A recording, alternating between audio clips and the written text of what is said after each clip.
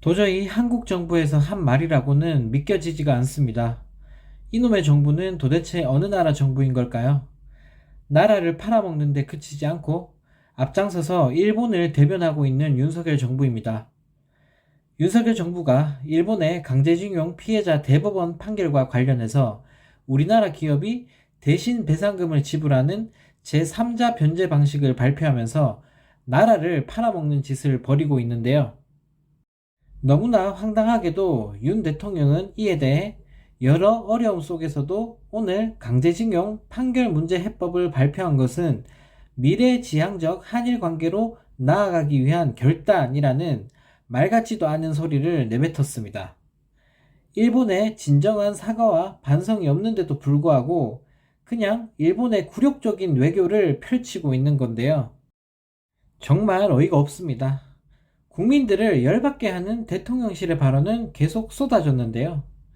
대통령실은 일본 정부가 할 마지막 한계치에 도달했다고 판단해서 양국 정부가 해법을 발표한 것이다 라는 막말을 하더니 2018년 한국 대법원의 판결은 일본으로선 한국이 양국 합의를 어긴 것이라는 정신 나간 망언을 내뱉었습니다.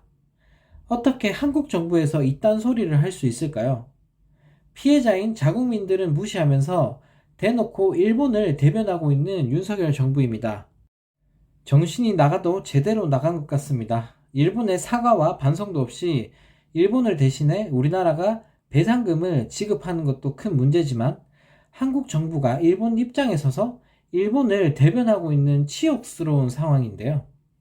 한국 대통령이 피해를 입은 자국민들은 챙기지도 않고 어떻게 일본 입장만 생각하고 일본 편만 들 수가 있을까요? 정말 너무나 참담한 심정입니다. 윤석열 정부의 만행은 이뿐만이 아닙니다. 노동자에게 11시간 연속 휴식 없는 주 64시간 노동을 허용하는 방안을 발표해 버렸는데요. 본인은 일도 제대로 안 하면서 국민들은 쉬지도 못하게 하고 어떻게든 일만 많이 시키려고 발악하고 있습니다.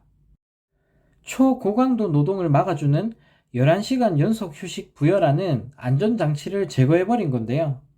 쉽게 설명하면 아침 9시에 출근해서 밤 12시에 퇴근하는 노동을 5일 연속으로 시켜도 아무런 문제가 없도록 윤석열 정부가 만들어 버렸습니다. 노동자들이 죽든 말든 기계처럼 일만 하라는 겁니다. 또 한 주 총 근로시간이 64시간을 넘지 않을 경우에는 24시간 밤샘 근무를 해도 전혀 문제가 되지 않는데요. 그리고 한 주 총 근로시간 64시간을 몰아서 쓴다면 사흘 연속 밤샘 근무도 가능하다고 합니다. 이건 뭐 일하다가 죽으라는 이야기인데요. 정말 어이가 없습니다. 기업과 사용자 편에 서서 노동자들만 때려잡고 있는 윤석열 정부. 하는 짓마다 국민을 고통스럽게 만들고 있습니다.